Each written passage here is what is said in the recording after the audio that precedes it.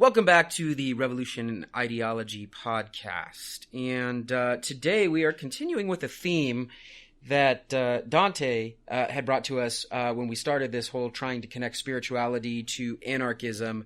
And we discussed Taoism and its reflexive relationship with anarchism, or perhaps applicability to anarchism. Is there room in anarchism for spirituality?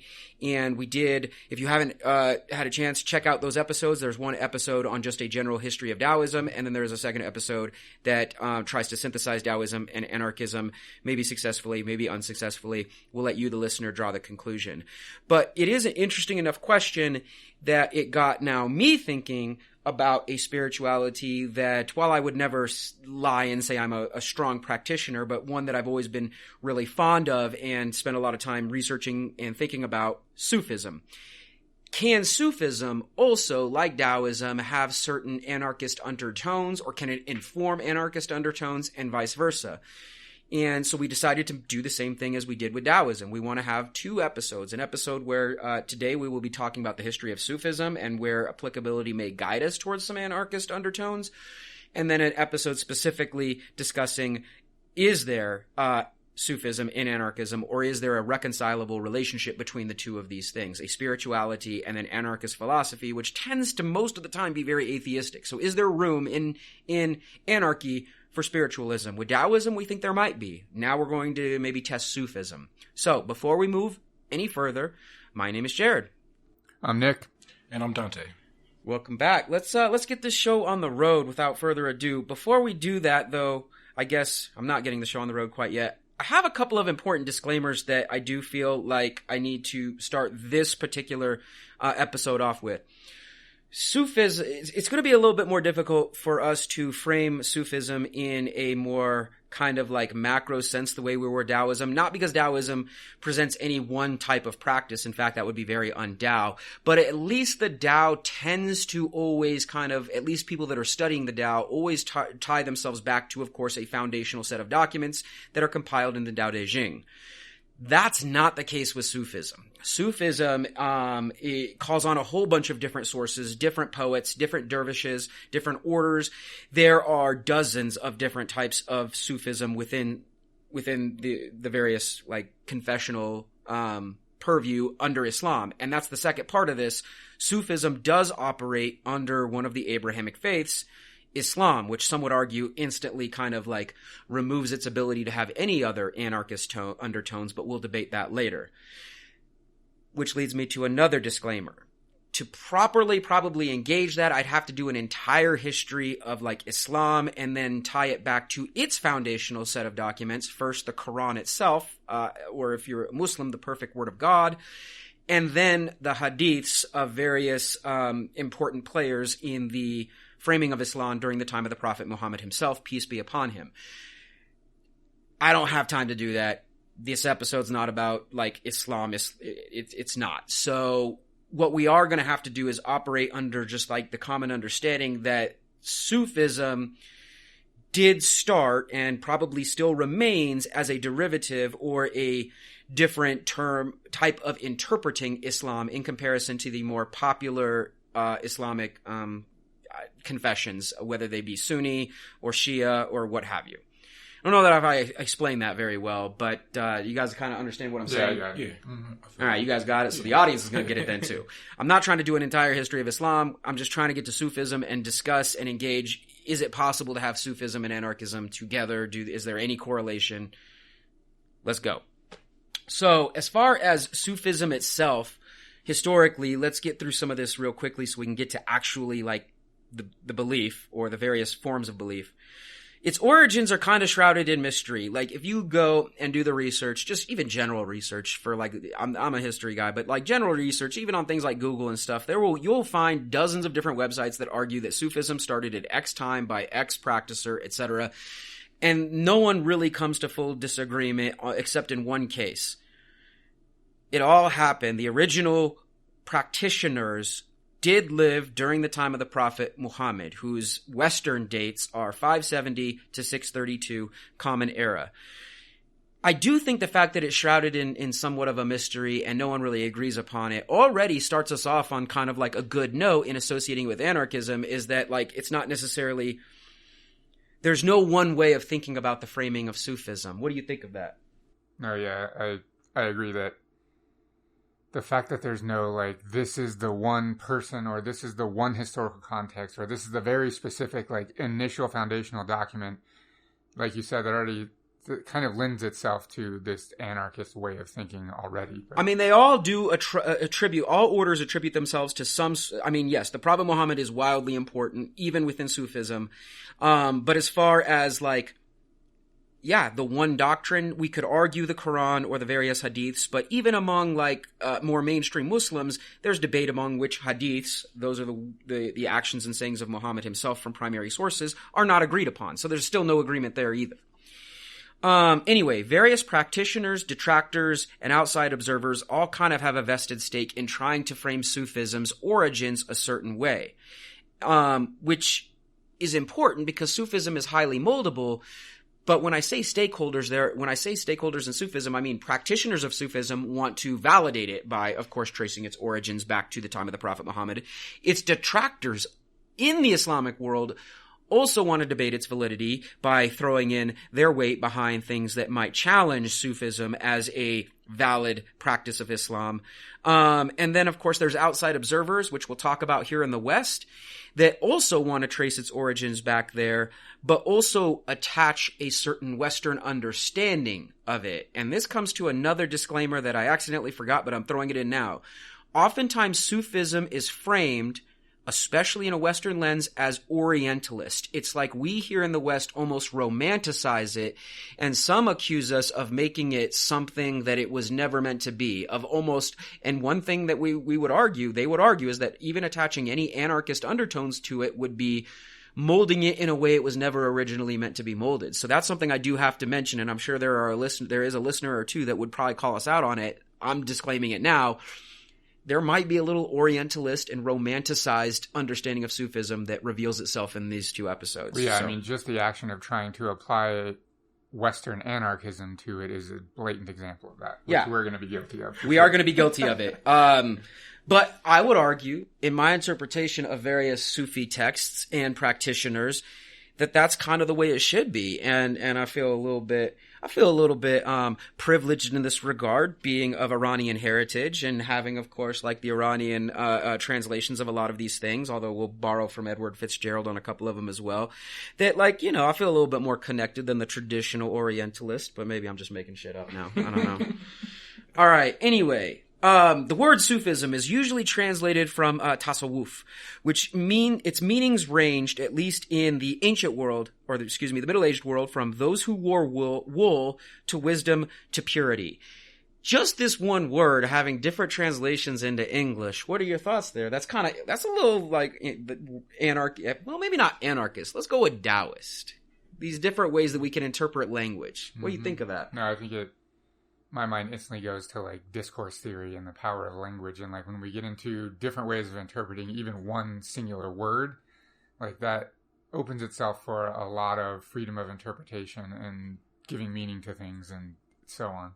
Yeah, I think that the translation of it kind of lends itself to being like applicable to like anybody who wants to hear, you know what I'm saying, wants to like learn about the philosophy or anything like that. So I feel like that's kind of important in that regard. Yeah, certainly, definitely Sufi would gravitate towards calling it wisdom or purity to, again, celebrate their belief. Those who wore wool sometimes could seen as like derogating by other Muslims at the time.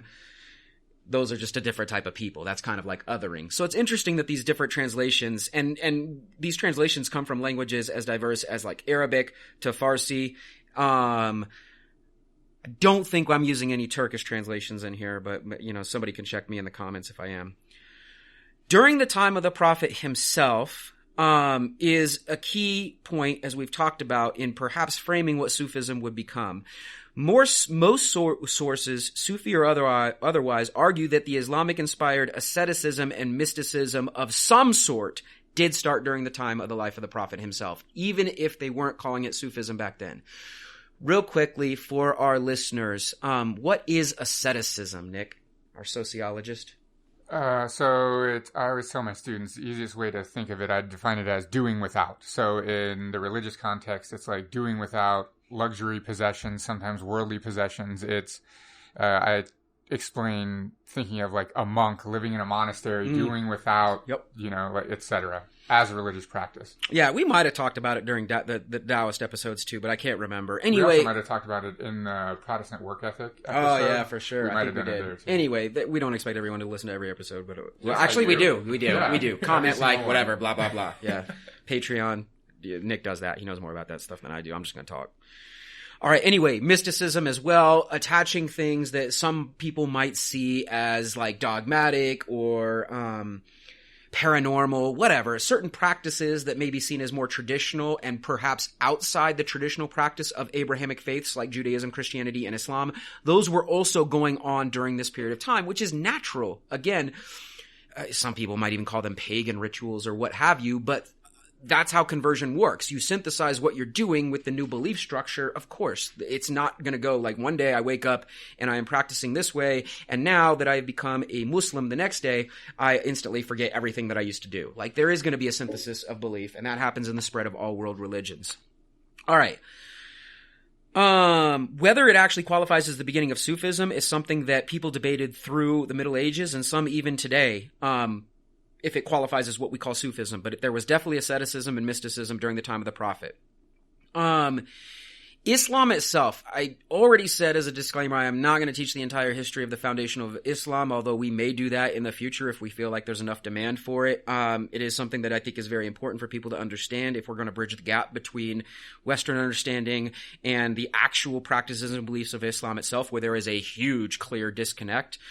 But regardless, I do need to mention that Islam itself has a revolutionary founding. It is revolutionary in its founding. The Prophet Muhammad was revolutionizing society against corruption at the time. The corruption of Meccan merchants, of the higher class system, revolution against inequity, revolution against, even the abuse of women. All of that was going on during his revolution that more or less began in 610 and perpetuates, honestly, through today if you are a practitioner of the various confessions under Islam.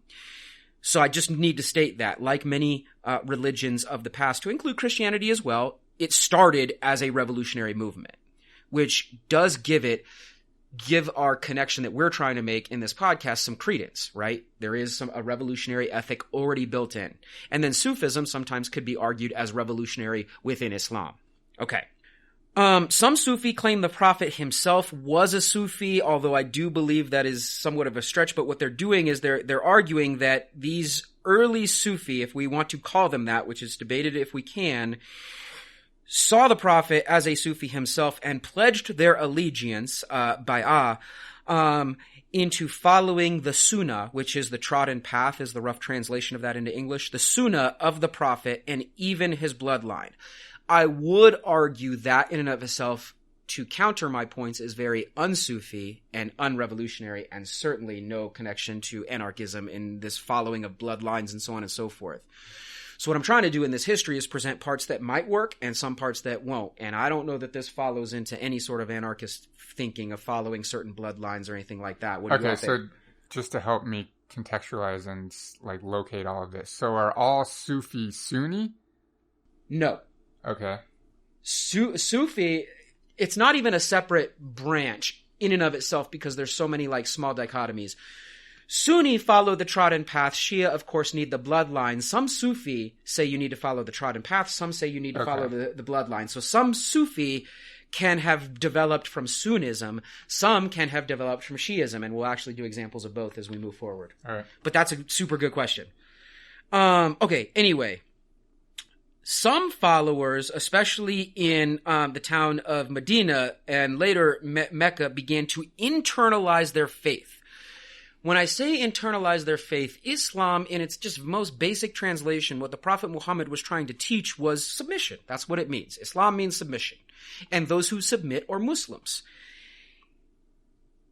Some followers of the Prophet thought the best way to fully submit to the way of Allah, who Allah is much less defined than the Judeo-Christian version of God. So that in and of itself is a little bit, it's important. Allah is not nearly as defined as he would be in the Judeo-Christian tradition, which also shows a little bit more of the Eastern influence making its way into what we're talking about here. But they thought you had to internalize the faith. The reason I'm bringing up these practitioners during this time is because Sufism does internalize your interpretation of Allah. There's a lot more internalization. Hassan al-Basri was one of these such practitioners. He challenged the Umayyad Caliph at the time, which is basically like the leader of the Islamic world during his life, and he preached against materialism and worldly pursuits. We would not call al-Basri a Sufi, but we would say this early practice of teaching against materialism and worldly pursuits important in framing Sufism, and it does share some common practices with what we want to talk about in this podcast. What do you think? And we can even tie this back to the Taoist episodes as well. Yeah, I think for me, from what you've been saying right now, because I like that you're doing this history, because I did like a quick history on Google, and it didn't really go in depth as you did. Yeah, I'm not gonna lie, I read the Wikipedia. Yeah. So I think that like even if like the structure of Sufism isn't necessarily inherently anarchist, I feel like the poems that are provided to the philosophy has like undertones to it. So I think that's more the important part in my mind. And if you were really trying to stretch it, like maybe we are, we'll admit it, of connecting like anti-capitalist mindset to the 8th century here, if we really want to go that far back, which we are, preaching against materialism and worldly pursuits is like, capitalism does not exist in the 8th century by any stretch of the imagination, at least not as we know it, but it is kind of a foundational start. What do you think, Nick? Your wheels are turning. I see it. I think we might have a fallacy in just connecting anti-materialism to anti-capitalism. I don't know if those are both the same things. Okay. For some people, obviously it is, but I would say probably for a lot, it's not. A lot of anti-capitalists aren't also arguing they aren't primitivists, right? They're not giving up their material possessions. They might just be against exploitation, etc., right? Like many socialists probably aren't also like anti-materialists. Some of them are, but some of them aren't. Sure. Anarchists, probably the same thing. I mean, I could have done a lot more history on the Umayyad, but one of the things that the Umayyad Caliph, basically those that seize power and control Islam for a century and about a half to a full century, is that they began to abuse like the distribution of resources, especially the zakat, which is the charity, and they started to build palaces rather than like mosques and things along those lines.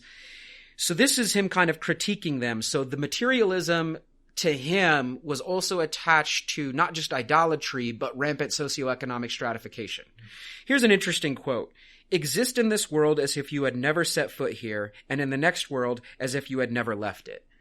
It would be a loose interpretation to attach that to like anti-materialism, but there are undertones there. Abu Hashim would be another early contributor. He himself is even a contributor to Hadith himself. He's accepted as a valid writer of Hadith. And he lived around 716. Okay, so just for our listeners, what is Hadith? Well, I kind of mentioned it real fast earlier, but Hadith, so the most holy scripture in Islam is the Quran. It is the perfect word of God. But for other things that you need to understand or other ways to interpret faith or practice faith, the hadith are your second go-to. The hadith are the primary source accounts of the sayings, ways, even judgments of the prophet himself. So they would be the people that were like around the prophet, seeing how he conducted himself, seeing how he worked as a qadi, which is a judge, and then writing about it. And if you can't find an answer to all of life's questions in the Quran, your second place you would go is the hadith. So, like, this is such a massive stretch, but is it like the Gospels? A little bit. Yeah, I guess I've never made that association. I mean, we could argue a little bit. There's a little bit there. But there is debate, just like with the Gospels, of which is valid hadith and which is not. Right. So, yeah. But Abu Hashim is considered a valid contributor to hadith. Anyway, according to Jami, who is a very respected medieval scholar, he is considered the first Sufi. I don't know that I agree with it. I have not collected any of Abu Hashim's sayings because I'm really trying to get to the Middle Ages here.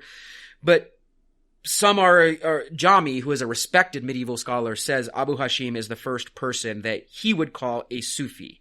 Another early contributor to this branch or undertones of Islam within Sufism would be Bayezid Bistami. And his title is the Sultan ul Harifin, which translates into English as basically the king of the Gnostics. And I like that because it maybe makes a connection with what Nick was just saying. Gnostic gospels are usually not accepted by mainstream Christians, but they are accepted by a whole lot of other people. And Bistami is, at least in Islam, called the king of Gnostics. So it's kind of interesting that this early possible Sufi, who at times was also considered why can't I think of the word,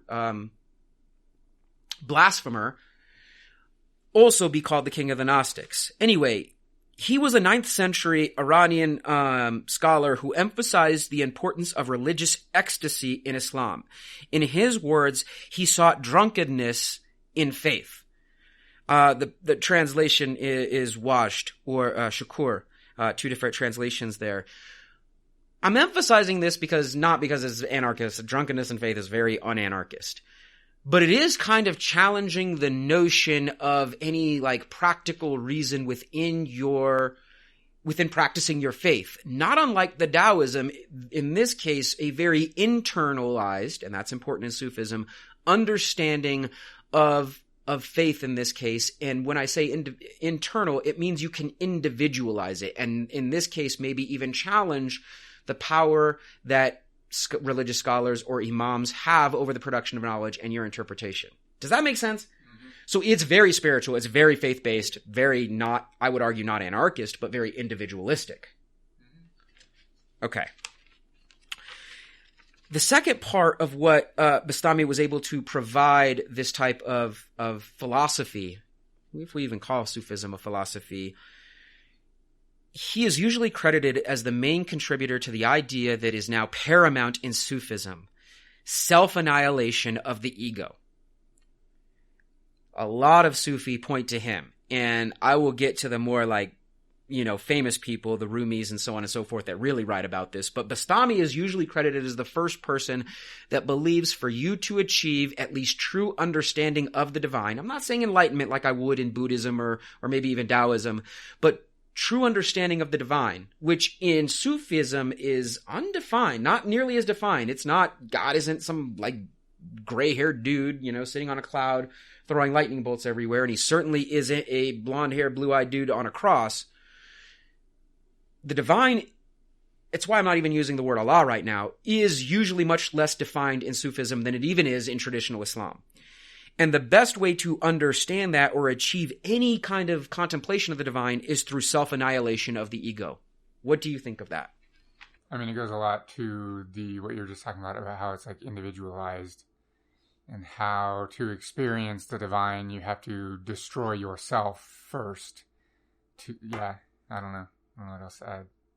I think it's pretty much tied to putting yourself not necessarily last, but thinking of others as well as yourself, and not trying to don't look at yourself in this high regard that you're better than anybody else or you're more enlightened than somebody, because everybody is equally has the access to annihilating their ego, to become one with everybody. Rumi's about to define this much better for us, so let's kind of move in that direction. The reason I did this whole part, maybe we took too long on it, is Sufism is what we would call relatively undefined and even debated in these first couple of centuries. But when Sufism definitely becomes a big deal is what we here in the West would call the Middle Ages. And that is not debated, because all of the famous poets that I sent you are all middle-aged poets. This is when it becomes this is when it does become Sufism. And it's very difficult to debate that. There may be a listener that will comment and say they could debate it, but it is a difficult debate. Sufism's golden era also coincides, however, with the Islamic civilization's golden era as well, and that's important for us to understand. But this is the time when Sufism is either formalized or proliferates or diversified. There's debate there. Can you formalize Sufism if it's more individually understood? I would argue no, but there are people, especially in some of the orders out there, that will argue it had to be. We'll come more to this debate in just a second. But it does coincide with the peak of Islamic civilization under the Abbasid Caliph. So the Abbasid basically seize power from the Umayyad in a revolution and become the major practitioners of formalized Sunni Islam in the 750s. They establish a capital at Baghdad. They establish the very famous Baghdad House of Wisdom. I'm mentioning this because Sufism was almost guaranteed to proliferate during this time period because the Abbasid Caliph, for the most part, is championed as a peak not just of Islamic civilization, but world civilization. To give our listeners an understanding, the Middle Ages in Europe are the Dark Ages in many cases for certain reasons. Not always. Some will debate me that Charlemagne was alright and whatever. But regardless, it's the Dark Ages. The church is like burning knowledge and shit. Even knowledge of Europe's past. In the meantime, the Islamic world is taking a lot of that knowledge and improving on it. Things like algebra and geometry, all of these things, philosophy, astronomy, they're reading these ancient Greek and Roman works. They're also reading their own ancient works from like Zoroastrian priests and so on and so forth. All of this is coming together to create the Islamic Golden Era, which is also Sufism's Golden Era. Basically, it's a proliferation of knowledge during this period of time. The reason for this is intellectualism in the Islamic world was often viewed differently than it was in the West. And when I mean the West, I mean Europe. In other words, during this time, the West saw intellectualism and the study of like Socrates and Plato and Aristotle, unless you were attaching God to it, as kind of heretical or maybe uninformed. And if you follow that path down the rabbit hole philosophically or mathematically or astronomically, that you might be able to eventually challenge the existence of God and thus the authority of the church. And so it was highly frowned upon. Contrast that with the Islamic world at this time. They thought the opposite, that the more you knew, especially under caliphs like Harun al-Rashid, that the more you know about how the world works, whether scientifically, mathematically, astronomically, philosophically, you're not challenging the existence of God. The more you know about it, the more you're celebrating the existence of God. And so that's what is important here and why the Islamic world flourished while the West was kind of floundering in its own ignorance during this period of time. I mention this because that means the Islamic world, as it's expanding during this period of time, is now synthesizing different knowledges from Asia to North Africa to Southern Europe as it makes its way into Spain. Islamic civilization is, of course, expanding. And so it's taking all of the knowledge of these places that it's expanding into and bringing it into its fold so that it can further understand its knowing of the world. What do you think? Naturally, though, what this is also going to do is it's going to present certain challenges to various Islamic leaders. I'm kind of painting it with like a broad rainbow brush right now, but there are definitely Islamic leaders that had a problem with this because if you start trying to synthesize Greek philosophy or various mythology from like, Egypt or Libya or something along those lines, or even philosophy from East Asia like Taoism or Buddhism, it could challenge their authority. So individual leaders might have had a problem with this. And this is where the Sufi really begin to push back and move Islam, even all of Islam, forward through the way they begin to practice, what they study, and most importantly, what I sent you guys, poetry. I didn't talk about this earlier, but I do feel like I need to mention this now. Poetry, for the longest period of time in this region of the world, was the highest form of art. For various material and ideological reasons, poetry is how you deliver not just like narrative or information. It in and of itself is something that is respected. In contrast to the West, which was more interested in like material forms of art to exert their messages or their power, immediately coming to mind are like Greek statues and things like that. And I'm not shitting on those. They are badass. But poetry was something that is more tied to this region, whether we're talking about Iran or Arabia, where like law codes like the Marua were all oral and you had to memorize them. Poetry played the crucial role. Well, that persists through the Middle Ages. So poetry, intellectualism, all of these things work together during the Middle Ages to basically grow not just Sufism, but honestly global knowledge as well. And that can't be understated. Okay. Let's dig right into this. I'm going to talk about some of these intellectuals and these poets, and we're going to discuss their contributions to at least Sufism, if not maybe in some cases a little bit of anarchism. We'll debate that. So I sent Donte and Nick some excerpts and poems from a couple of different people. So they've probably just recently read them, and me being super into this for a long time, I've been sitting with these for decades at this point. These guys, I think just about every one of them I'm using, and I'm going to show my bias. If you are a Sufi and you happen to be listening to this is the Iranian bias coming in. These aren't Moroccans. These aren't Pakistanis. These are all Iranian poets. So sorry, this is my bias.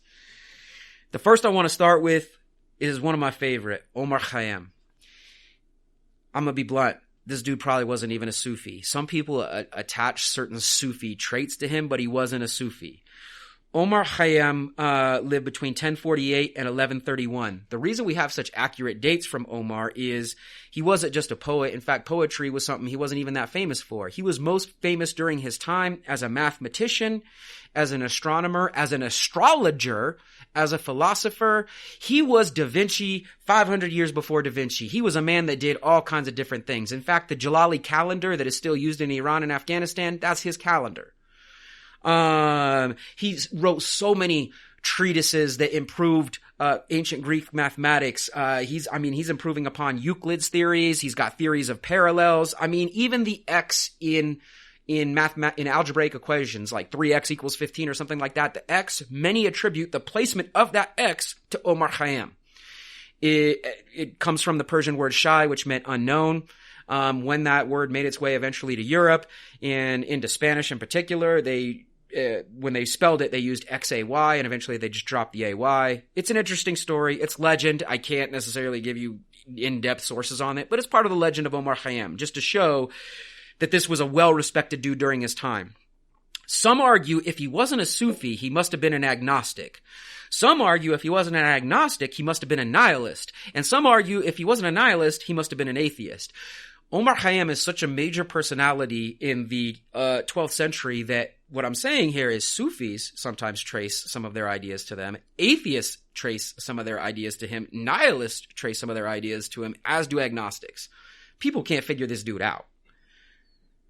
Anyway, as far as a quick life bio, I don't have time to go through his entire life. I do recommend, obviously there's great historical research on Omar. There's also a historical fiction that's used a lot of historical accuracy to tell his story that I assign oftentimes in classes. It's called Samarkand, and it's written by a man named Amin Malouf. It's an amazing book. It's not just the life of Omar.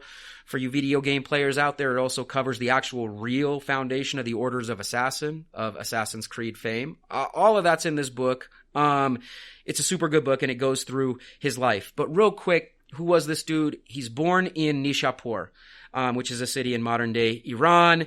And eventually, he comes, after a couple of journeys, he comes under the employ of the Grand Vizier of the Seljuk Empire, a man named Nizam al-Mulk. Nizam al-Mulk eventually allows him to become like the grandiose intellectual of his empire, and this is where a run-in with that order of assassins may or may not, historians debate this, led to, of course, Omar eventually becoming a poet as well.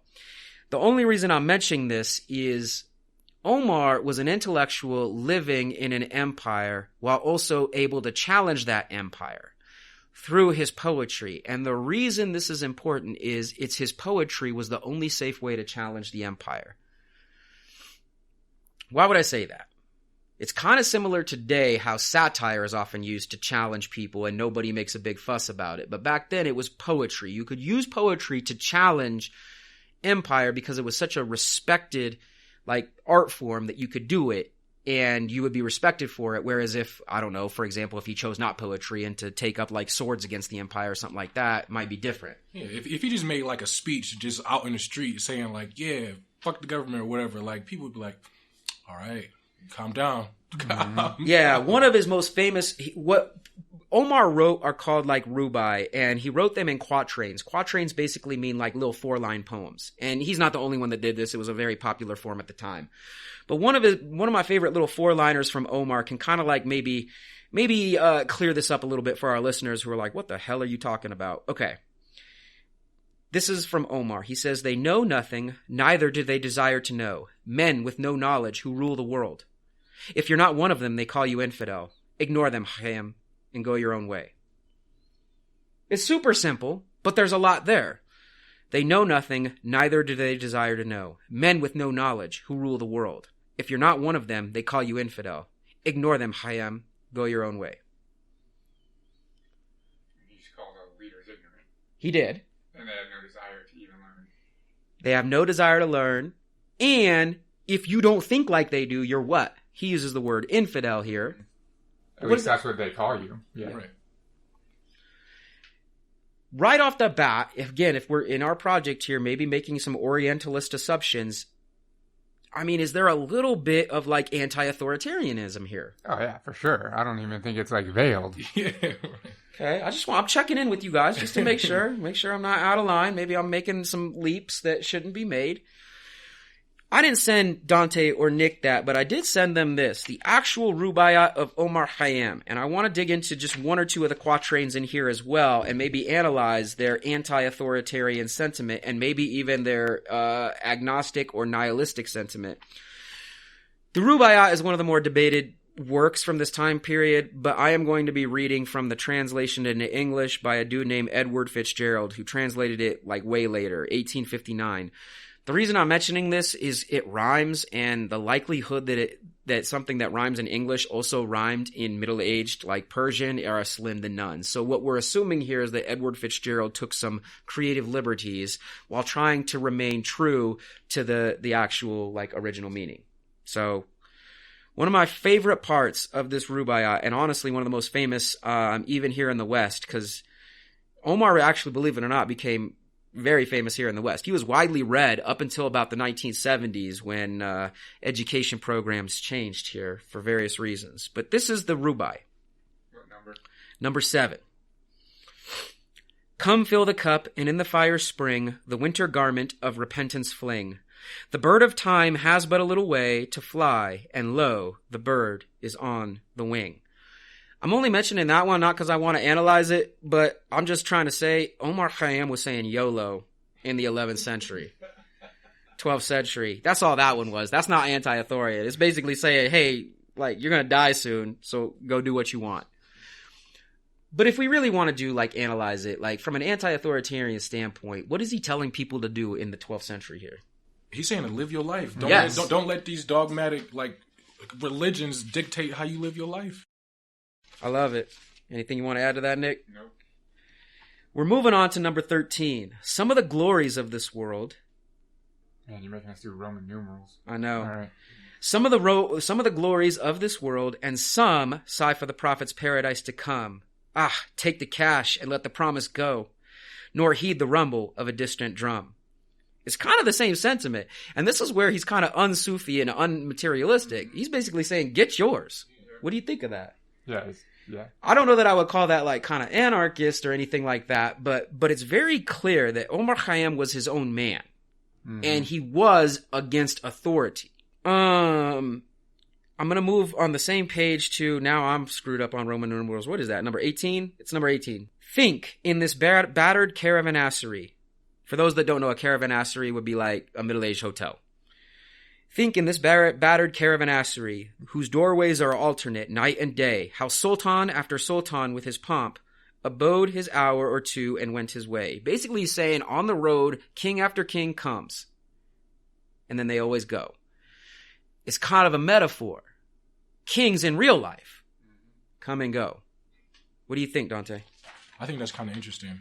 Because of the fact that, like, why are we trying to... He might be saying, like, why are we putting these people in such high regard, even though they come and go? They come and go, so why are we putting them in such high regard? We should just live our life and not worry about this authoritarian. And the people are the constant, right? Mm-hmm. The leaders come and go. The people are always there. Yeah. Which gets us to this next one, which is 27. Next page. Why all the saints and sages, who discussed of the two worlds so learnedly are thrust, like foolish prophets forth, their works to scorn are scattered, and their mouths are stopped with dust. It's very similar, but basically saying all the smart people that lead you and talk about like the two worlds, like heaven and earth and all that other stuff, what's going to happen to them? They're going to die. Mm-hmm. And whatever they say doesn't matter anymore. Yep. That's where the nihilism comes in. Because Omar's kind of one of those sages himself. Mm-hmm. He's considered like the smartest man of his time. See, I will say about this, I feel like he did this in such a way that's like, I know this is interpretation, so it might not be like you said, the exact way that he said it, but I feel like it is something smooth about like how this is written, and also it challenges authority without directly saying what he means to say. And I feel like that's the trick to it, and I feel like that's the most interesting part about this, but that is my little caveat. Mm-hmm. The next one's pretty good too, right below it. It says, "Oh, come with Or Hayem and leave the wise to talk. One thing is certain, that life flies. One thing is certain, and the rest is lies. The flower that once has blown forever dies." It's a very similar sentiment except for this one part. I love, the rest is lies. So what's that one thing you think he's talking about that's certain? Death. Okay, I mean, I would agree with that, but it doesn't have to be. Poetry, you interpret it on your own. And Omar would want you to interpret it on your own. But you think it's death. What do you think it is? I kind of think it's death too, but... I think it's life and like love for people, especially life and love for people persists, or just love persists no matter what. You know what I mean? Even after you die, you still have a love for like a lost one or something like that. So I feel like that's what he might be saying. Yeah, that's a pretty good one. I think we're going to move on so we can actually get to actual Sufi, because I am going to take a stand here. Although Omar Khayyam is arguably one of my top 10 favorite historical figures myself. Like, I do love this dude. He wasn't a Sufi. I think some of the Westerners are wrong in calling him a Sufi. In fact, I would argue, based on both what we're reading here and his bio that I unfortunately did not give you, he leans a little bit more, Nick might dig this dude, a little bit more towards nihilism. I feel like he's more in that vein. So we may revisit Omar when we have a future episode on nihilism. That's coming up here in a little bit as well. Okay. From Omar, though, we do get some actual, what we would call Sufi masters during the Middle Ages. And so what we have here, you know what, I'm not even going to give a preview. Let's just get to him. The master. That's what he's called. The Mevlana means the master. We in the West know him as Rumi. He's actually Jalal ad-Din Muhammad Rumi, and he lived between 1207 and 1273. Why is he the master? Just so many reasons. Everything this dude wrote was fire. It was powerful. Some call him the birth, not just of Sufism, but of the religion of love. He, to this day, is the most widely read poet in the world, to include the United States. Type in Rumi in Google and go to images. You're going to see a bunch of beautiful images with some cute Rumi quote. And that's fine. I'm not like even making fun of it. Like, if people got to get wisdom, they got to get it however they can. And that's the beauty of Rumi, is one little quote you can ponder for like days, maybe even longer than days. Like, I mean, the dude, he is Rumi. Like, he is the master. And he is the master because going all the way back to what I said about this dude, Bastami, back in the 9th century, Rumi is the one that really came up with the poetic verse to discuss overcoming ego, annihilating the self. That's what Rumi was about. The word he would use is a Persian word called nafs. Nafs, perfect translation is not ego, but I think it's the best thing I can kind of like provide our audience. Overcoming your nafs, your sense of self. As far as like a quick life bio, like how did he get to become this master? Well, no one starts a master. No one's born a master. Sometimes life experiences kind of take you there. And I'm not going to spend a lot of time on the bio, but again, this dude's so famous that there's numerous like historical fictions and recreations of his story. One of my personal favorites that I also assign in class is written by a Turkish writer. Shout out, Elif Shafak. She wrote the very famous book here in the West called The 40 Rules of Love. And it kind of like, one of the critiques of the book is it tells the story of Rumi, and it coincides with the story of like an American lady who also then eventually like in the modern era that like overcomes her sense of self. It was a literary device that Shafak decided to use so that it would be more relatable to Westerners like Rumi's life. And some people critique her for kind of like selling out a little bit on that, but I don't think so. I think it's an amazing book. I must stress you, it is a work of historical fiction though that is inspired by the actual life of Rumi. Anyway, dude was born in Balkh, Afghanistan. And because of the various invasions of the 13th century, namely like Turkic and Mongol invasions, his family's forced to leave Balkh, Afghanistan. And eventually they moved to Anatolia, which is modern-day Turkey, into a town called Konya. His dad was already like a religious leader, a figure, and a teacher. And once his dad died, Rumi himself becomes a mulvi, which is this like spiritual teacher, this Islamic teacher. He studied, though, what he studied mostly. He knew a little bit about Sufism. He had studied Sufism as well, but he was interpreting. Eventually, he's forced to become kind of a qadi, a more strict interpreter of Sharia law in Konya. And he's a very respected leader in the city.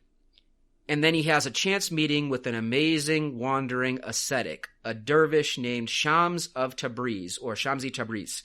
Basically, his name translates to the sun, like the sun in the sky, of Tabriz, which is a city in Iran. Anyway, it's his meeting with this dude and eventually them becoming like the best of friends that really begins to inspire like the man Rumi would become, the master. Shams challenges him. He challenges him to challenge everything he thinks he knows about the world and the practice of Islam and all of these things. And he runs Rumi like through the ringer. Like, I mean, he's doing some offensive things if you are like a traditional practicing Muslim. Shams takes Rumi to like a tavern.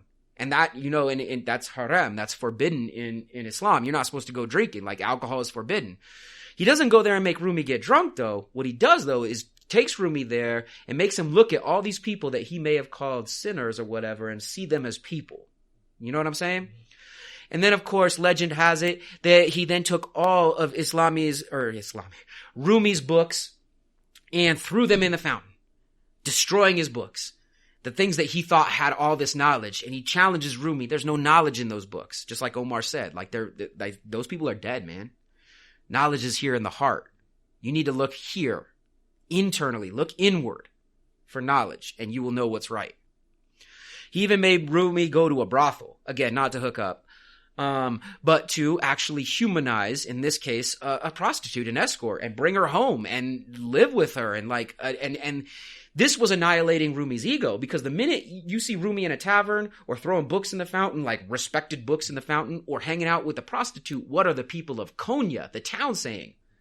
They saying like, oh, you just letting them do this to you? Like, who is this person? Yeah, and he's associated with all those people. And he is destroying Rumi's respect. The townspeople are stopping they're not respecting Rumi. He is destroying Rumi's ego from the outside first. That's what this was about.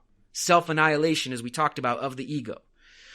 Eventually, Shams had done this so long that he made some enemies in town, and in theory, again, this is kind of, you know, whatever, there's debate here, but a remaining member of the Order of Assassins is eventually paid, some say by Rumi's own son, to kill Shams. And they do. Shams is dead. They kill Shams, and it breaks Rumi's heart. Dude is a broken man. And it is then that he began to write poetry. It is through breaking him, completely breaking him, that he began to find a new meaning. And so, like, I mean, even his first great work, the Divan-i-Kabir, or and it's dedicated to Shams. Like, that's his first great work, is this dedication to Shams, this like dude that was like his best friend. But this heartbreak is the important thing. In it, he comes to this realization, and in case I kind of want to cite some sources on this one. He comes to some of these understandings through, sorry, I'm looking for the actual author on this right now.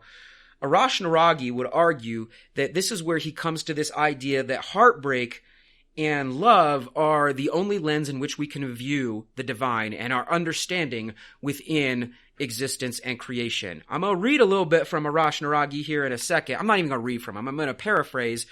And I know Nick and Donte probably referred to this real quickly, but I'll explain it to them as well. But before I do so, I kind of want to have a discussion real fast with both of them. Why would merely losing this, really your best friend, your great love, not a romantic love, but your great love, why would this transform a man? I think it has a lot to do with, like you said, he was working through destroying his ego, and then when this happens, it shatters his entire worldview. Emotionally, spiritually, mentally, physically, he's shattered. Yeah. I think it really makes you realize, like, and take that we take for granted what we have. And then, like, for him to just lose a person that he loved for his whole life, it really probably is a lesson that he learned to, like, take everything serious and take everything for what it's worth. And I don't know. I think you might be trying to make a connection that like nothing is forever, and that nothing is forever, and that we need to appreciate it while we have it. To give you some idea on the way Shams also like kind of like annihilated Rumi, I am going to use some of Elif Shafak's like translations and interpretations of these like 40 rules that Shams taught Rumi. So I want to give our audience some ideas. And again, I must stress this is coming through the lens of a 21st century Turkish author, but she's a well-respected author and does some good research. These are some of the things that she argues Shams may have been teaching Rumi. You can study God through everything and everyone in the universe because God is not confined in a mosque, a synagogue, or a church. But if you're still in need of knowing where exactly his abode is, there's only one place to look for him, in the heart of a true lover. I mean, that's pretty clear as day. If you want to know what like divine essence is, don't go to church. Don't go to the mosque. Don't go to the synagogue. It's here. Some would even argue like modern 5%ers in like New York City believed it, though. Yeah, I mean, I don't have time to teach 5%ers, but yeah. Like, that's kind of like, God is here. I don't know. What do y'all think? No, I agree. This is a little bit Taoist right here. This is Rule 6. Most of the problems of the world stem from linguistic mistakes and simple misunderstandings. When you step into the zone of love, language as we know it becomes obsolete. That which can't be put into words can only be grasped through silence. Remember that first Tao we read last time? Like the Tao that can be named more or less is not the eternal Tao. It's similar, a little bit there. It's a little bit there. Anyway, I mean, these are just like some of the various things that he's being taught, but eventually this leads to like self-annihilation. Rule 20, fret not where the road will take you. Instead, concentrate on the first step. That's the hardest part, and that's what you're responsible for. Once you take that step, let everything do what it naturally does, and the rest will follow. Don't go with the flow. Be the flow. That's straight Taoist. I know. That's what I'm saying. Like, so there are like connections here. It's super weird. Anyway, again, I want to get into actually like what Rumi said, and because that's not Rumi. That again, that is a 21st century interpretation. All right.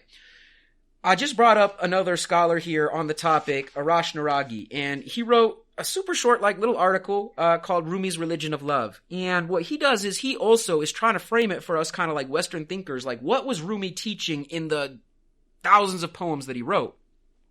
How do you achieve overcoming your nafs? Well, Naragi argues the reason humans suck a little bit, that's my word, not his, the reason humans suck a little bit is we're suffering. We're suffering two things. We're bored and we're anxious. Those are the two things that we're suffering from. First, I want to just ask Donte and Nick, what do you think of that? That's it. Those are the problems with the world. Humans are screwing up because we're bored and we're anxious. I mean, it might be too simple, but... Yeah, I think it's a little too simple, and it's a little too, like, it's obviously more, but I would agree that those are two things that we do suffer from, is boredom and anxiety. But, I don't know. I feel like our anxiety is caused by something, right? Which they go into detail here of what that source is. So I think anxiety is too complex of a topic. There's more to it than just that. You know what I mean? So, yeah, Naragi argues that Rumi said our anxiety comes from, like, feeling disconnected, that we're in these empty vessels. And what Rumi seems to think is we are disconnected from creation. Rumi doesn't spend a lot of time, like, really, again, it's very un-Sufi to define God. God does not have to be like God as we know it here in the West. God can be like the Tao in Sufism. It really can, undefined. Just like, it's just a word for, like, this something bigger than us that we can't understand. It's that simple. And Rumi thinks we're anxious because we're disconnected. Like, at one point, we were part of this thing, this big divine essence, and he equates it to an ocean. But for whatever reason, we've been dropped out of the ocean into these like little vessels called humanity. And we're spending all of this time being anxious, trying to get back to that ocean. That's really interesting. I like that analogy a lot, because I feel like if you think about it in a sense, like God, or the essence of God, and like I like the ocean part you say, like our human body is like that little vial, right?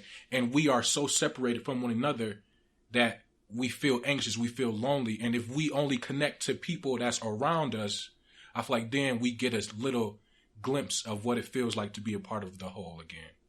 And Yeah, that's exactly right. I think that along those same lines of like, we're so individualized and individualistic that we've separated ourselves. I mean, for me, it doesn't have to be like the divine. It's just from like humanity and the natural world. And because we have these very specific individual identities and we separate ourselves off from nature and from other human beings and from so many things, that we feel this anxiety. And I think Rumi would be down with you taking that liberty. Like it's this separation from the natural world.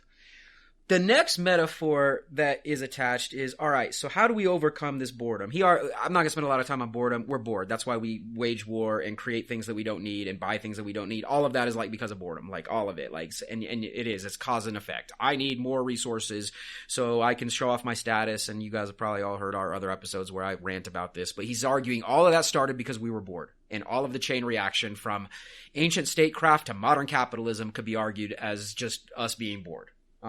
Is it oversimplified? Maybe, but I like it. Okay. How do you overcome that? How do you understand what you're supposed to be and where you're trying to get to? Fall in love. That's the answer. And that's why Rumi wrote so much about love. And when I say fall in love, for Rumi, it wasn't always romantic love. His great love was not his wife, unfortunately for her. It was Shams. And they had a connection that is like unheard of. The reason he says this is the only way you can even get a taste of divine essence is because the only time we dumb humans in our lives ever really annihilate ourselves, our ego, is when we love somebody and put them above us, which is much more rare than we think. I know listeners are like, oh, I do this all the time with my husband or my wife or my partner or my kid. Ooh, I don't know. I think we like to say it. I don't know that we like to do it. And I know that's kind of a controversial thing to say, but I don't know that we really do it. I don't know that that's a thing that we really commonly practice here in the West. The point where you are willing to do everything for that person. I think the most common example is parent and kid. I think most parents would just lay down their lives for their kids. I'm willing to say that. I don't know in other cases. I don't think especially not in the romantic sense. No, divorce wouldn't be so high if that was the case. I would say we definitely do it with kids, but sometimes you just have that connection with somebody. And when you make that connection, the only time, Rumi says the only time that he at least thinks we really put ourselves, annihilate our ego, give up everything we become humble, we'll do anything, she will even do embarrassing things, is when we're truly in love. What do you think of that? Yeah. So just as a quick little thing, I have been studying love for like probably about a good year or two, because I'm like, why are people so afraid to say they love another person in like a non-romantic way? You know what I mean? Yeah. Like, I think it's because we have in like this Western idea like perverted like what love really is. Yep. And we're afraid to say it because we're afraid to truly connect to another person. It's also so overly sexualized. Yeah. I was like, Western there's culture. fake masculinity attached to it too. Yeah. So, I mean, I feel like, yeah, like I even forgot the question. I'm sorry. Nah, we're good. But this So idea, I think that yeah. I like it. It's super romantic, obviously. My only hang up with it, like, I don't know if I agree with it. That's the only way that you can truly, like, annihilate yourself. I don't know of another way that you can, but I'm not sure that that's the only one. You know what I mean? I don't know. Okay. I could think of, like, all kinds of things of, like, let's say the dude that goes and lives out in nature for a decade literally by himself. Like, is that case, is he loving nature? Is he, like, you know what I mean? Like, but I have to assume that completely destroys your sense of ego. Mm-hmm. Something like that. Obviously, that's rare, but you know what I mean? Like, I think there's got to be other ways. Well, and love is the English translation. Some words, especially when we're translating from, Rumi wrote in numerous languages, but Persian was one of the foremost. Some words just don't work well in English. And there are numerous interpretations of this type of thing and numerous different Persian words for it. And we always just codified it into love, which is, English is a very limiting language in many, many ways, especially when it comes to abstract concepts. Okay. Anyway, how do you reveal this love? Another metaphor, mirrors. You know this is the case. When you are truly in love, you are a mirror, and your partner or your friend or your child or your dog or whoever that great love is the other mirror. And those mirrors, if you put them in front of each other and face them, reflect endlessly. And that thus the love between the mirrors reflects endlessly, and it is only in that space in the mirror between the two mirrors, that we can even remotely understand divine essence. It's in that space between the two mirrors that reflect endlessly. It's not saying that is the divine essence. It's saying that's a little baby taste of what it is. What do you think? Infinite, right? Yeah.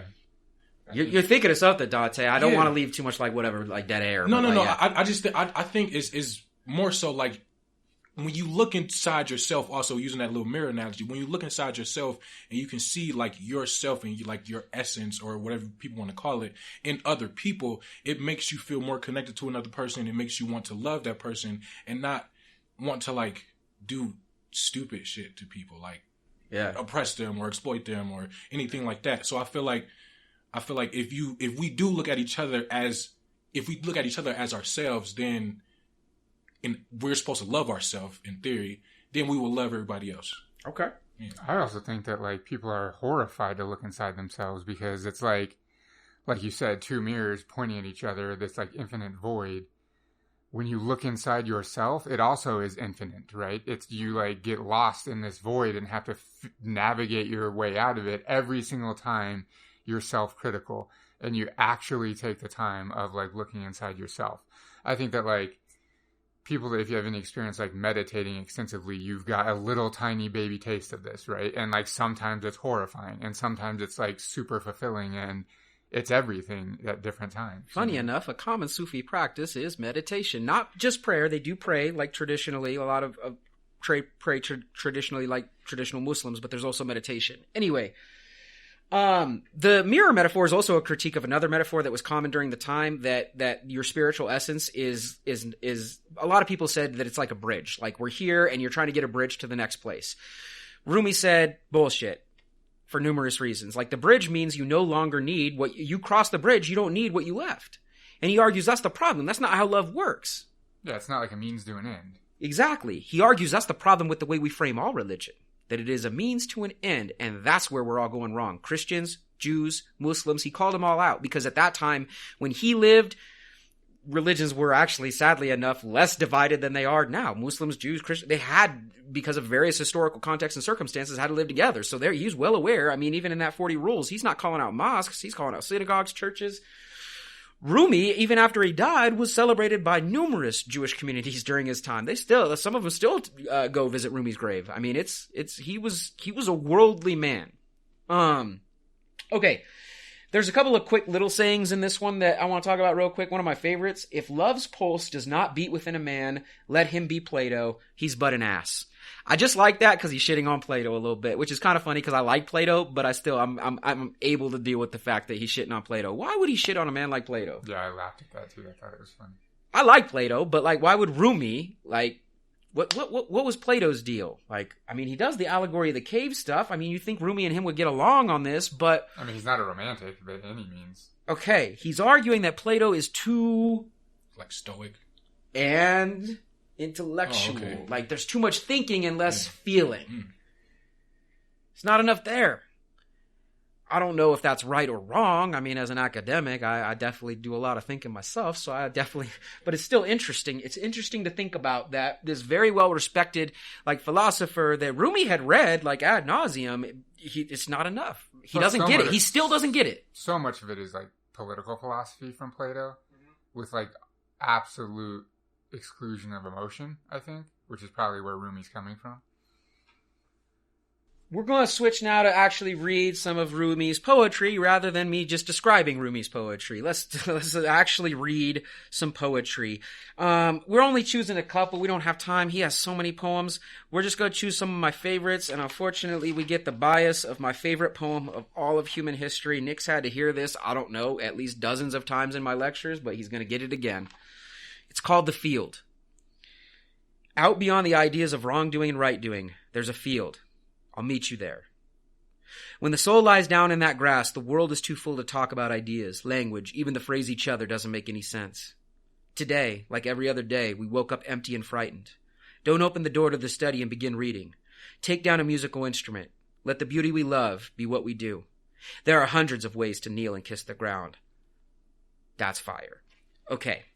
Let's break it down. I'm gonna break it down and get their interpretations real quick. So that first like little stanza, my favorite part actually, out beyond the ideas of wrongdoing and right doing, there's a field. I'll meet you there. What do you think, Nick? So, like, as you know, I'm doing so much work in the like research on nihilism right now. Like, if there is not a more nihilist statement than that one. It's moral nihilism, right? Beyond wrongdoing and right doing, there is a place. I'll meet you there, right? Straight up. What do you think, Donte? I agree. I think that's actually funny that you brought that up. Wrong and right are mere constructs, and Rumi saying, throw those away. Let's meet somewhere where there aren't those constructs. And the field, of course, is a wonderful like metaphor for like this big open space, not a closed space. Right. When the soul lies down in that grass, the world is too full to talk about ideas, language, even the phrase each other doesn't make any sense. So I thought about the annihilation of the ego and of the self when I read even the phrase each other doesn't make any sense. We have lost all sense of who we are as individual beings, and we have become part of this, whatever he would call it, the divine or the essence or whatever, the Tao, the whatever. So I don't know. I think my thing is, for you, like, how is that second part a nihilist? No, I don't think the second part. Oh, okay. Just the first sentence. Oh, the first sentence. Okay. Okay. I mean, the second part we could argue is like self-annihilation, self-nihil, right? Like identity nihilism or something like that. But yeah. I don't know. The reason why I say that is because I feel like it's more so like you're laying like your soul on the ground for everybody to like hear it, quote unquote, hear it, and just like open up for like a broad discussion. So like us, me, you, we doesn't even exist because we're trying to just lay it all on the table or on the field. Yep. Today, like every other day, we woke up empty and frightened. Obviously, this goes back to the anxiety and boredom. Don't open the door to the study and begin reading. So Rumi, a former scholar, teacher, is telling, don't go read. Mm-hmm. Why? Why don't go read? It doesn't have the answers. The answers aren't there. Just like Plato doesn't have the answers. Mm-hmm. Take down a musical instrument. Let the beauty we love be what we do. Why a musical instrument instead of a book? It's emotional. Yeah. It's love. It's beauty. It's creation. I don't play any musical instruments. I'm an idiot. No, I straight up. You and I have talked about before. If there was one area of like knowledge that I wish that I had, it's music. Yep. There are hundreds of ways to kneel and kiss the ground. That is clearly anti-authoritarian. Like, obviously, as an Islamic teacher, like, we know how the prayer works, right? 5 times a day, whole process, different prayers for different times of day. Head must go all the way down, touch the ground. Even before that, I almost forgot ablutions. Make sure you're clean, hands, feet, face. Like, there is a very regimented process there. And Rumi's saying, no process. Pray however you want. And there are hundreds of ways to kneel and kiss the ground. You could celebrate the world, divine essence, any way you see fit. That's anti-authoritarian. Yep. I say, I should ask, you all read these little ones. Did you like any of them? You want to choose one real quick? Or so while you're thinking, I'm going to do this say yes quickly real quick. Forget your life. Say God is great. Get up. You think you know what time it is? It's time to pray. You've carved so many little figurines. Too many. Don't knock on any random door like a beggar. Reach your long hands out to another door, beyond where you go on the street where everyone says, how are you? And no one says, how aren't you? Tomorrow you'll see what you've broken and torn tonight, thrashing in the dark. Inside you there's an artist you don't know about. He's not interested in how things look different in moonlight. If you're here unfaithfully with us, you're causing terrible damage. If you've opened your loving to God's love, you're helping people you don't know and haven't ever seen. Is what I say true? Say yes quickly if you know, if you've known it, from before the beginning of the universe. We'll let the audience kind of rest on that one. What'd you choose, Nick? My favorite was quatrains. Okay. For years, copying other people, I tried to know myself. From within, I couldn't decide what to do. Unable to see, I heard my name being called, then I walked outside. The breeze at dawn has secrets to tell you. Don't go back to sleep. You must ask for what you really want. Don't go back to sleep. People are going back and forth across the doorsill where the two worlds touch. The door is round and open. Don't go back to sleep. I love that one. Yeah, that's really good. I put that as, I like that one, but I just didn't know why. I couldn't. I don't know why. I mean, don't go back to sleep is like one of the best parts, right? Like I like that one. My favorite one though is this one. It's those who don't feel this love, pull them like a river. Those who don't drink dawn like a cup of spring water, or take sunset like supper. Those who don't want to change, let them sleep. This love is beyond the study of theology, that old and trickery and hypocrisy. If you want to improve your mind that way, sleep on. I've given up on my brain. I've torn the clothes to shreds. I've thrown it away. If you're not completely naked, wrap your beautiful robe of words around you and sleep. Yep. I like that one. All right, let's do one more Rumi and then we got to move on real fast. But I do like this one only because it's a critique of, this kind of ties back into why we're doing this. I would argue it's kind of a critique of authority. A man talking to his house. I say that no one in this caravan is awake, and that while you sleep, a thief is stealing the signs and symbols of what you thought was your life. And now you're angry with me for telling you this? Pay attention to those who hurt your feelings, telling you the truth. Like my favorite, like exactly what Nick and I teach in a classroom. That's Rumi, like right there. Like basically, your life is a journey. You're on a caravan. Life is a highway. No, life is a journey. And you're asleep on it. You've been told to go to sleep. Your leaders, your storytellers, your priests, your rabbis, your imams, your presidents, whatever, your kings, they keep you asleep. But now you tell me I'm a thief because I'm telling you to wake up? I love that part. And then you get pissed off at me? This is actually kind of like Plato. Just like those prisoners got angry at the dude that came back and tried to free him and like, hey, come outside and see reality. Why do those people get angry? I mean, we can spend time talking about it. We already have. But you get the idea. That's why I love that part of that poem. Anyway. Giving and absorbing compliments is like trying to paint on water. That insubstantial. Here is how a man once talked to his house. Please, if you're ever about to collapse, let me know. One night, without a word, the house fell. What happened to our agreement? The house answered, day and night I've been telling you with cracks and broken boards and holes appearing like mouths opening. But you kept patching and filling those with mud. So proud of your stopgap masonry. You didn't listen. This house is your body, always saying, I'm leaving. I'm going soon. Don't hide from one who knows the secret. I'm being a little bit modernist here, but I also associate with the house with the earth. Like the earth has been telling us for a minute, stop doing what you're, and maybe this is like my environmentalist slant, but whatever, I associate it right there. It's telling us stop, and we're not stopping. Yep. Anyway, we got to move on. We could spend a whole episode on Rumi by himself, but we are in need of moving on a little bit. I mean, real quick, before I move fully on, we have a general understanding of Rumi. What were your thoughts? I mean, you knew Rumi because, I mean, we teach together. Mm-hmm. You might have known Rumi before. I don't know if you did or not, Donte. No. What do you think? What's your impression now that you've got just a taste of Rumi? Yeah, like, I dig him a lot. I like the whole aspect of how he describes love and, like, how we should be, like it's a dangerous thing only because I feel like it does shatter your ego a little bit. Mm-hmm. And that's what I kind of like about that. Yeah. Yeah. Any thoughts on Rumi, even though he's not like new for you, Nick? No, I like it. Okay. I'm going to move on and only mention this next poet just because of time constraints. If we are looking at like major contributors to Sufism during the Middle Ages and particularly Persian ones, Sadi of Shiraz is kind of like the in-betweener. Now, was he like a Sufi? Kind of like Omar, it's debated, but he lived between 1210 and 1291, so he saw part of Rumi's life as well.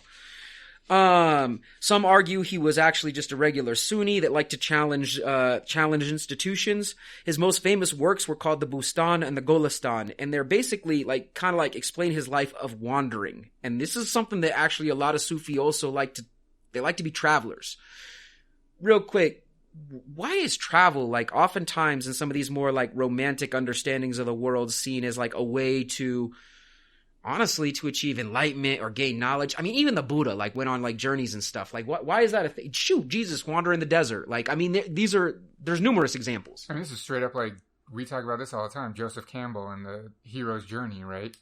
Leaving home is like this monumental action that serves to shatter your worldview and your perspective, and you go out and experience different things that you would have never seen had you been at home. Even we're going to have an episode on the Situationists coming up soon. Mm-hmm. There's a really good article that talks about this thing that they like to do was just to wander through the city and have chance encounters with other people and with the architecture and with the geography and how that they thought would lead to changing worldviews and so on. I like that. That makes sense. Anyway, I mean, the wandering was also a way for him to achieve knowledge, get to know people. He met with Sufi orders. He even met with crusaders, because it's kind of the tail end of the Crusades. He met with Mamluks, which are like Turkic slave warriors that eventually create their own like dynasty. He met with Mongols. He basically navigated the entire melting pot that became West Asia. Different religions, different peoples, different ethnicities. He wandered and he learned everywhere he went. Sadi was like kind of a romantic in that regard, but he also had some interesting things to say. I only have one quote for you all from Sadi, because I do want to move on to the last poet we're going to be talking about. But this comes from his work called the Bani Adam, or Adam. The children of Adam are the members of each other, and are from the same essence in their creation. When the conditions of the time hurt one of those members, other members will suffer from discomfort. If you are indifferent to the misery of others, it is not fitting that they should call you human. Nice. And this from a dude, like I said, that went and met like crusaders and Mongol warriors, and this is what this is the conclusion he came to. Like, and I don't know that that's like anarchist or anything like that, but what I would argue is it's definitely, we are all in this together. We are all part of the same body. In this case, he uses Adam as the body, but like, that's super, I think it's cool. Anyway, the reason I bring up Rumi, we spent a lot of time on Rumi, and we spent some time, like almost no time on Sadi, but sorry if you're a Sadi fan, which I know he is wildly popular to this day in where my family's from, in Iran. But yes, even more popular might be the next dude I'm going to talk about, Hafez-i Shirazi, which means he is, of course, from the city of Shiraz. He is called a theosophist, a Sufi theosophist. We got theology, we got philosophy. He's all of those things smashed together. He lived between 1315 and 1390. And while knowing about like the masters I talked about just before, the Rumis and the Sadis, and maybe a little bit of Omar, although maybe not directly cited, he studied under a very famous man named Haji Zain al-Attar. And Hafez, for me to like explain his context a little bit, he's living actually during a pretty violent time called the Timurid era in Central Asia.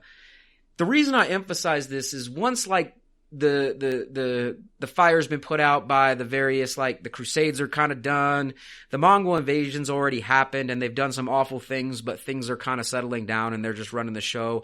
Another super violent dude called Tamerlane comes along and starts just wrecking shop throughout the whole region. I mean, some historians attribute like 20 million deaths to this dude alone, like Genghis Khan like level death. It's kind of weird we don't talk a lot about him here in the West, but Tamerlane was like, he was something else.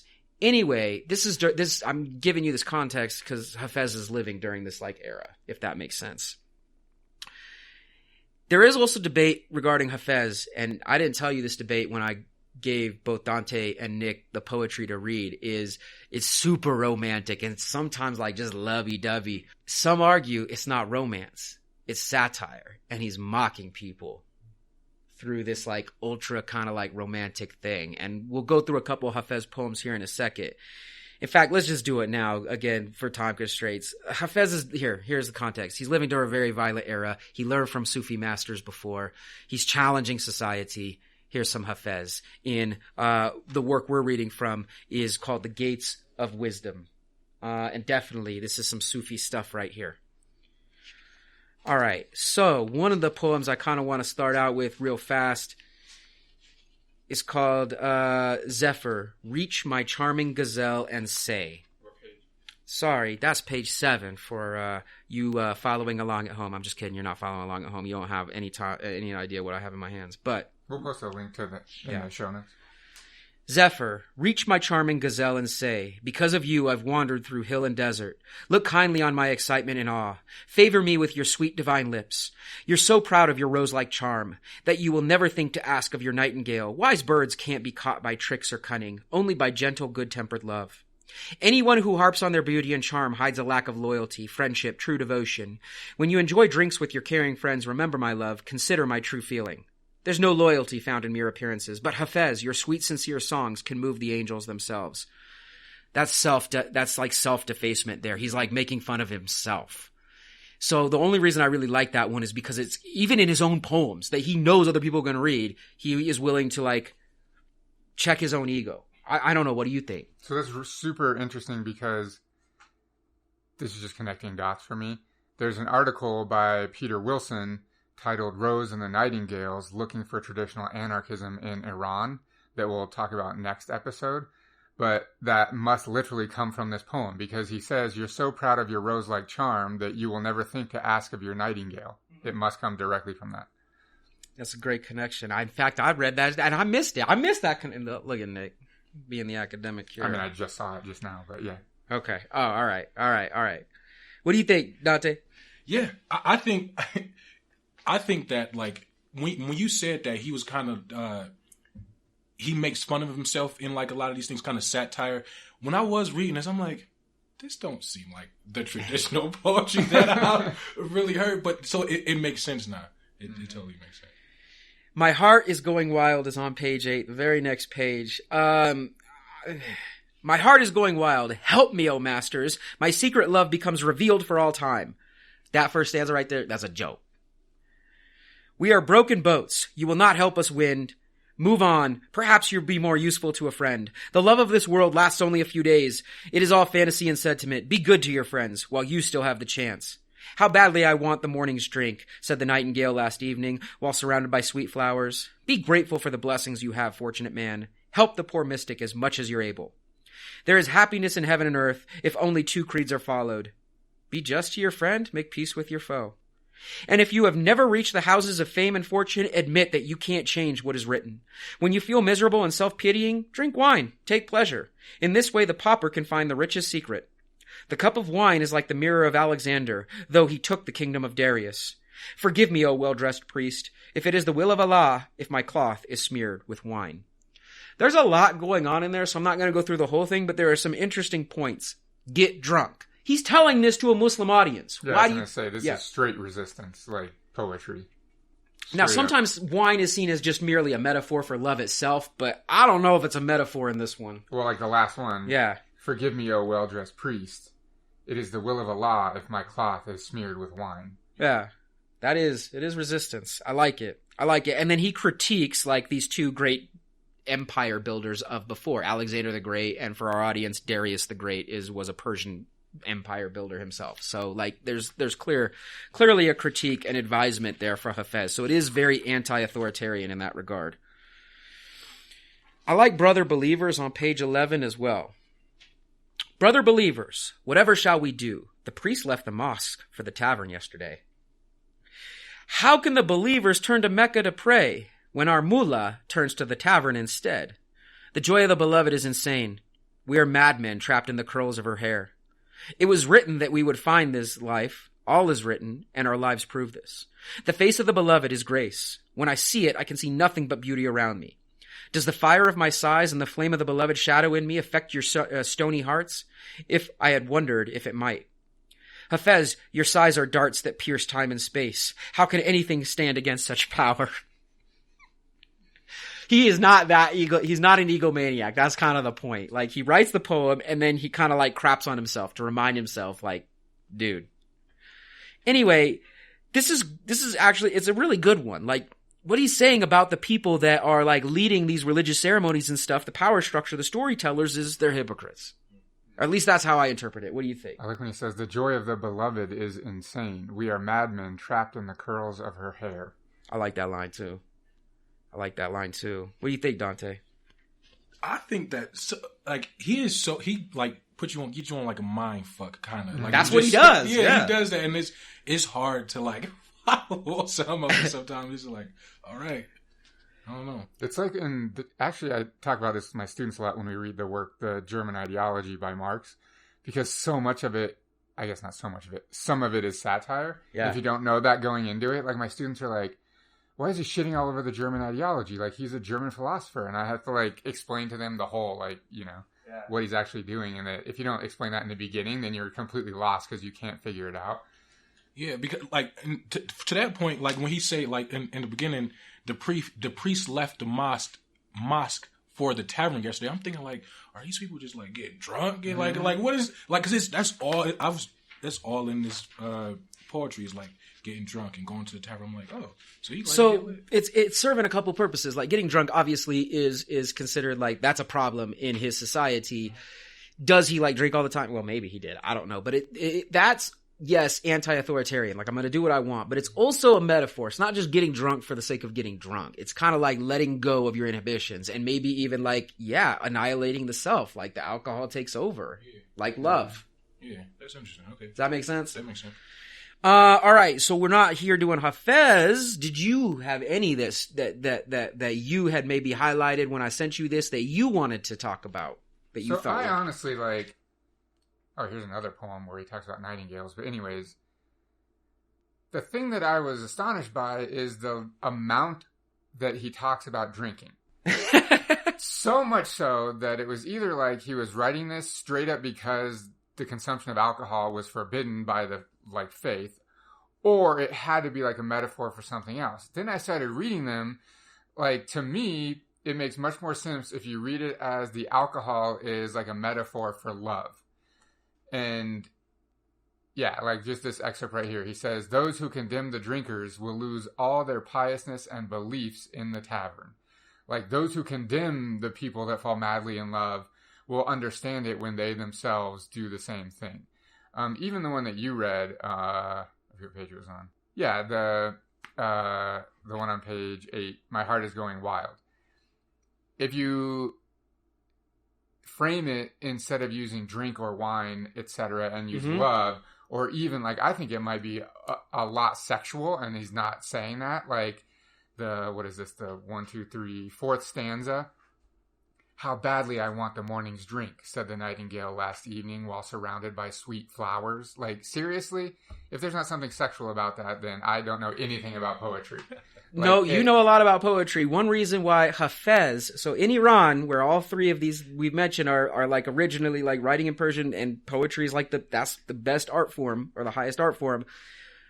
I would argue Hafez is the most popular of the poets we read in Iran, especially for romantic reasons. Like that's the like if you're looking to hook up or meet people, you use Hafez poetry, and that's how you do it. So that's Hafez is definitely used that way. Yeah. That's what I thought. Yeah. I'm like, there's no way he's literally talking about drinking this much. Like, there's no way it's all about drinking. I literally put that in my notes. I'm like, is the tavern a metaphor for like the world, and are the drinkers like a metaphor for like everlasting love, and like why are priests bad in here? It was just like especially this good news loving nightingale, like the very like last parts of it.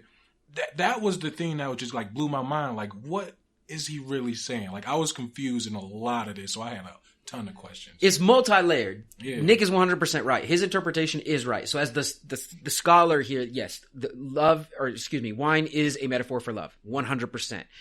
Hafez is definitely much more sexual. So if you were to argue, like, what part of the Sufi soul all of these guys kind of represent, Hafez represents like the body of the Sufi soul. He kind of wants to get down, whereas Rumi represents the intellect of the Sufi soul, if that makes sense. That's usually how it's framed.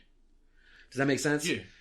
So, but yes. And then the second part is alcohol is also a good metaphor for a couple of reasons. A, it's anti-establishment to drink at the time. And then B, alcohol itself, its effects also cause you to kind of like lose your sense of self a little bit. Yeah. So it's like the perfect metaphor. Okay.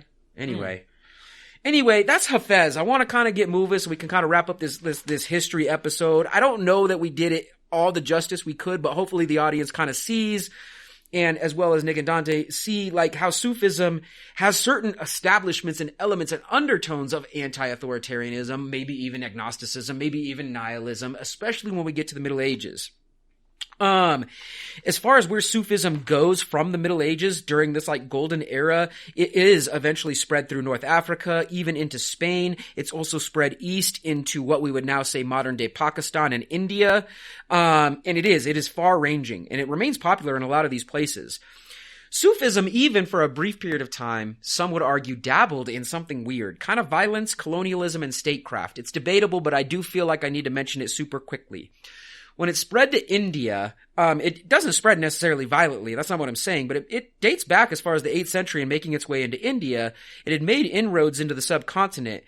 But Sufism's rise during the Middle Ages also, it rose in India during this period of time, and it was concurrent with Turkic invasions of India that eventually formed something called the Delhi Sultanate. Long story short, it's when, at least in North India, Muslims ruled North India through a series of different sultanates, basically kingships is what I'm saying. The only reason I'm mentioning this is many of those sultans, those kings, would consult with Sufi tariqas or orders on how they should rule, which is super weird, but I do feel like I need to mention it, that they would consult with Sufi tariqas, or basically like religious scholars, on how they should be ruling. And this lasts from like 1206 to 1526. One could argue that these Sufi tariqas in India are not true Sufi, I guess, in this individualized way, or some could argue they're actually true Sufi by following the practice of trying to educate and enlighten. But I do feel like I should mention it. The other thing that would seem the other example of un-anarchist Sufi practice is, we're back in Iran. A specific tariqa or order is established called the Safavid order, which is led originally by a Sufi man named Safi al-Din of Ardabil in the 14th century.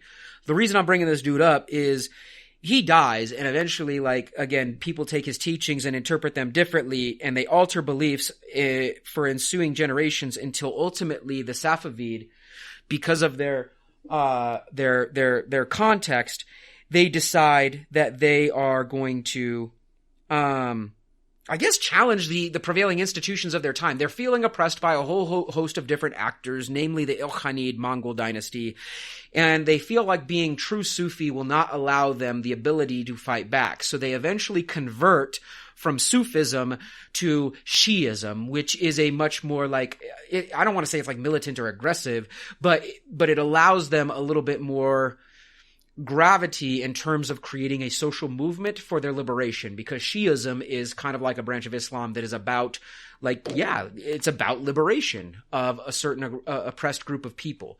So in this case, the reason I'm mentioning this is these Sufi, to liberate themselves from what they consider to be oppression, actually have to convert to Shi'ism to do so successfully. And that actually creates the Safavid dynasty that rules Iran for about 200 years. And for those that are wondering, and this is just a piece of trivia, the reason Iran is a predominantly 12er Shia country to this day is because of that revolution, where these Sufi become Shia and then establish themselves in Iran. So most people don't know that. Iran hasn't been Shia the whole time. It started in 1501 under the leadership of a dude named Shah Ismail I. Anyway, those are two little asides that I do feel like I needed to be mentioned. But Sufism is widespread around the world. I would argue it's not as widely known here in the West as maybe some people think, and what people do know about it in the West is through an Orientalist lens, where we kind of over-romanticize it, just like we just did in this episode, but whatever, it's super cool. We also know that in certain places, Sufi are heavily persecuted. They're persecuted heavily in very like religious and fundamentalist states, like Saudi Arabia is not a huge champion of Sufi beliefs. It tends to be places that practice a very specific type of Sunni Sharia law called Hanbalism. Like, so the Wahhabi of Saudi Arabia, if they follow this. And so they would consider some Sufi thinking heretical, and that heresy must be punished. Believe it or not, sadly, two of the places where Sufism grew the most and where it comes from during its golden era, Iran and Turkey, also have a spotty history in sometimes persecuting Sufi followers. Turkey is less guilty of it now, only because in Turkey, specific types of Sufi orders do this like whirling dervish thing where they enter this meditative state and they spin nonstop. It's a dance called the Sema. Super cool. YouTube it, watch it. Anyway, it became a super big tourist draw, and so it's bringing money into the Republic of Turkey. So they've become a little bit less hard line, and now you can go to like Istanbul or Ankara and as a tourist go see Sufi orders practice this sema. Iran has become, again, it's spotty. Like, for the most part, like, it's not nearly as persecuted. We're not talking like Arabia levels of persecution, but it's not celebrated at the level of other branches of Islam, predominantly Shia Islam. Anyway, as far as how does Sufi practice, I don't want to spend a lot of time on this. Each order, each dervish, each ascetic practice differently. I just brought up the whirling dervishes of Turkey. They practice their meditation through this whirling trance. Some practice the traditional 5 pillars of Islam, which is like bear witness, prayer, fast, charity, and pilgrimage. Like those are the 5 pillars. Some practice that traditional 5 pillars. Some follow the ideas of Rumi and individualize regimens to overcome their sense of self. It's different wherever you are in the world. I would say some of the like most celebrated Sufi in the world now find themselves in Morocco or Pakistan. So if our listeners want to know more about like Sufism today, look at Moroccan Sufism and Pakistani Sufism. Even like Qawwali music would be like something you could research and really like dig into, like how Sufism is practiced as far as like the 21st century is concerned. But as we draw this episode to a conclusion, I want to preview the second part of the episode. Or the second series in this episode, where we try and either connect or maybe we do disconnect Sufism's applicability or perhaps reflexive relationship with anarchism, as we try and argue, can anarchism have spirituality in it? We argued maybe with the Tao. Maybe we'll argue it can with Sufism. But as we close out, based on what we know about Sufism's history, do you think we're on the right track? Do you have any ideas? What are your thoughts, Nick and Donte? I think we're going to discover, probably just like you do with Taoism, that there are like anarchist like threads throughout Sufism, probably. Yeah, I think that's what we're going to be looking at for sure. I think so. Especially if we look at a lot of this Hafez, like we can probably find a lot of stuff in there. So I think maybe it'll be something that we can dive into. I think so. All right, anarchism aside, what are your just general thoughts on Sufism? Since I know you hadn't learned a lot about it before, like I made you read some stuff, and then we go through this podcast. You probably only even read about it like kind of like glossally, because I just always mention that I like it. What do you think? It's so complex because there's so many different ways that people practice it. And even like over historical time, that it's hard to kind of get a grasp on. But I don't think that makes it unique in like religious practice. That's true for all of them. I love parts of it. Like I love reading Rumi and thinking about the destruction of the ego and the self and etc. My main sticking point, because I don't agree with it, is the fact that it hinges upon Allah in this case, right? The ultimate like divine being. So that I think we're going to have to debate whether or not that is quote unquote acceptable, as if we're the last word somehow, within like an anarchism. I like it. I like it a lot because I feel like even if it has like religious like overtones, or it is religious. It is a religion. Even if it has religious overtones, I feel like that aside, the spiritual aspect for me is what I find the most value in all the stuff that we read today, and I feel like that in itself kind of lends to like how like in anarchism, how we can like build a bridge instead of like always burning bridges, which we love doing. But yeah, and I feel like that's a good way to. Well, the urge to destroy is also a creative urge. So. Oh God! All right, yeah. Well, maybe with that joke, we'll head on out of here. So this is part 1 of 2. Again, second episode. Can Sufism and anarchism, like, is there a relation? Can they coexist? Can one, like, do they influence each other? We don't know. We're going to talk about it next episode. Nick's going to take us out. Yeah, find us online, revolutionandideology.com. Hit us up on Twitter at RevAndIdeology. The best thing you can do if you enjoyed listening to this episode or you enjoy the work that we do is just share our podcast with your friends, share it on social media, tell people about it, leave us a review and a rating on iTunes. That helps us find people the best. We also have a YouTube channel. You can just Google it or find it on our website and subscribe to that. If you really, really love what we do, you can support us on Patreon and send us some of your hard-earned dollars to give us some more time and resources to make some more episodes. So we'll see you next time. I'm Nick. Jared. I'm Donte. Later.